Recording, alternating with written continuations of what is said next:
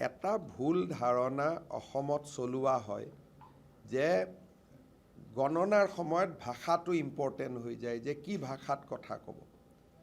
আৰু একচাম সংখ্যালঘু মানুহে তেতিয়া ব্লেকমেইল কৰে, একচাম, সকলো নহয়, যে আমি অসমীয়া ভাষা নকওঁ। তুমি যদি ঘৰত অসমীয়াত কথাই নোকোৱা, তুমি মিছা কথা কিয় পঞ্জীয়নত দিবা?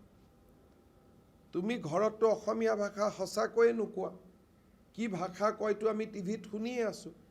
গতিকে যদি ঘৰত তুমি বঙালী ভাষাত কথা পাতা, তুমি পঞ্জীয়নত অসমীয়া ভাষাত কথা পাতা বুলি মিছা তথ্য কিয় দিবা? কাৰণ পঞ্জীয়নত লোকপিয়লত মিছা তথ্য দিয়াটো অপৰাধ হয়। আৰু আমাৰ মানুহেও বুজি পাব যে 70% চৰৰ মানুহে যোৱা পঞ্জীয়নতো মাতৃভাষা বঙালী বুলিয়ে লিখিছে, তেওঁলোকে অসমীয়া বুলি কেতিয়াও লিখা নাই। 30% অসমীয়া বুলি লিখে। তাৰ ভিতৰত অসমীয়া ভাষী মুছলমানৰ সংখ্যা আটাইতকৈ বেছি, যাক আমি ইণ্ডিজেনাছ মুছলিম বুলি কওঁ, দেশী, গৰীয়া, মৰীয়া, জলহা, তেওঁলোকে অসমীয়া বুলি লিখে। কিন্তু ইমিগ্ৰেণ্ট মুছলিমে তেওঁলোকে সদায় বঙালী বুলিয়ে লিখি আহিছে। নতুনকৈ ইয়াত থ্ৰেটনিং দিবলগীয়া একো নাই যে আমি অসমীয়া নিলিখোঁ বুলি। আনকি আমাৰ আব্দুল খালেকৰ দৰে বিধায়কেও তেওঁলোকে মিয়া ভাষা বুলিয়ে লিখিছে যোৱা পঞ্জীয়নত। গতিকে এইটো লৈ হিমন্ত বিশ্ব শৰ্মা বা অসমীয়া জাতিক ভয় খুৱাবৰ কাৰণে চেষ্টা কৰিব নালাগে। বৰঞ্চ মই আবেদন জনাইছোঁ যে আপোনালোকে নিজৰ যি ভাষাত ঘৰত কথা পাতে সেই ভাষা লিখক। মিছা কথা কেতিয়াও লোকপিয়লত নিদিব। লোকপিয়লত মিছা তথ্য দিলে জেল হয়। গতিকে ঘৰত যদি বঙালীত কথা পাতে, আপুনি কিয় অসমীয়া বুলি লিখিব? কিন্তু অসমীয়া ভাষা আমি জীয়াই থাকিম, তেওঁলোকৰ ওপৰত অসমীয়া ভাষী লোক নিৰ্ভৰশীল নহয়।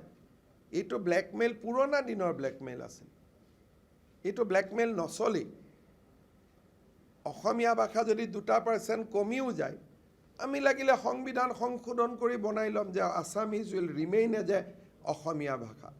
কিন্তু ই কি বুজাব যে তাৰমানে অসমত ইমান বাংলাদেশী সোমালে, গন্তি কৰিব আমাক সুবিধাহে দিয়া হ'ব।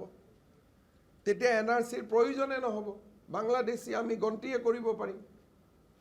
গতিকে মোক যদি সুবিধা কৰি দিয়ক। মই ধন্যবাদ জনাইছোঁ ABMCক যে বাংলাদেশী কাউণ্ট কৰাৰ নতুন ৰাস্তা এটা দিব খুজিছে, ভালেই হ'ব।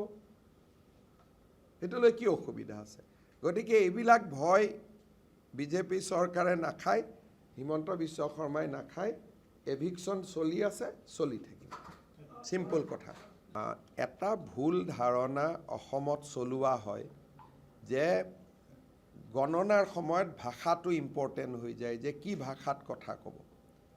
আৰু একচাম সংখ্যালঘু মানুহে তেতিয়া ব্লেকমেইল কৰে, একচাম, সকলো নহয়, যে আমি অসমীয়া ভাষা নকওঁ। তুমি যদি ঘৰত অসমীয়াত কথাই নোকোৱা, তুমি মিছা কথা কিয় পঞ্জীয়নত দিবা? তুমি ঘৰততো অসমীয়া ভাষা সঁচাকৈয়ে নোকোৱা। কি ভাষা কয়তো আমি টিভিত শুনিয়ে আছোঁ।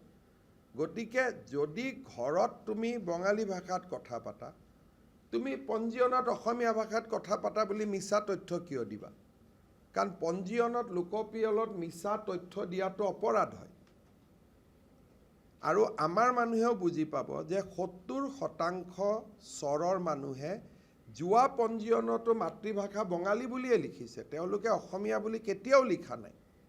30% অসমীয়া বুলি লিখে।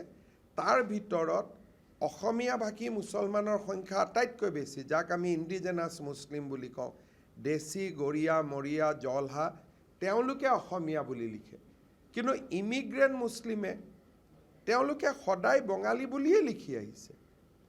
নতুনকৈ ইয়াত থ্ৰেটনিং দিবলগীয়া একো নাই যে আমি অসমীয়া নিলিখোঁ বুলি। আনকি আমাৰ আব্দুল খালেকৰ দৰে বিধায়কেও তেওঁলোকে মিয়া ভাষা বুলিয়ে লিখিছে যোৱা পঞ্জীয়নত। গতিকে এইটো লৈ হিমন্ত বিশ্ব শৰ্মা বা অসমীয়া জাতিক ভয় খুৱাবৰ কাৰণে চেষ্টা কৰিব নালাগে। বৰঞ্চ মই আবেদন জনাইছোঁ যে আপোনালোকে নিজৰ যি ভাষাত ঘৰত কথা পাতে সেই ভাষা লিখক। মিছা কথা কেতিয়াও লোকপিয়লত নিদিব। লোকপিয়লত মিছা তথ্য দিলে জেল হয়।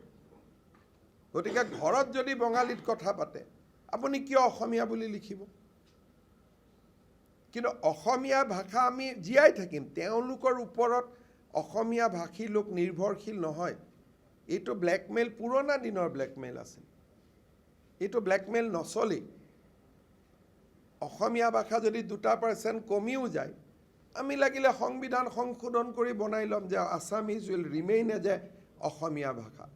কিন্তু ই কি বুজাব যে তাৰমানে অসমত ইমান বাংলাদেশী সোমালে, গন্তি কৰিব আমাক সুবিধাই দিয়া হ'ব, তেতিয়া NRCৰ প্ৰয়োজনে নহ'ব, বাংলাদেশী আমি গন্তিয়ে কৰিব পাৰিম। গতিকে মোক যদি সুবিধা কৰি দিয়ক। মই ধন্যবাদ জনাইছোঁ ABMCক যে বাংলাদেশী কাউণ্ট কৰাৰ নতুন ৰাস্তা এটা দিব খুজিছে, ভালেই হ'ব, সেইটোলৈ কি অসুবিধা আছে।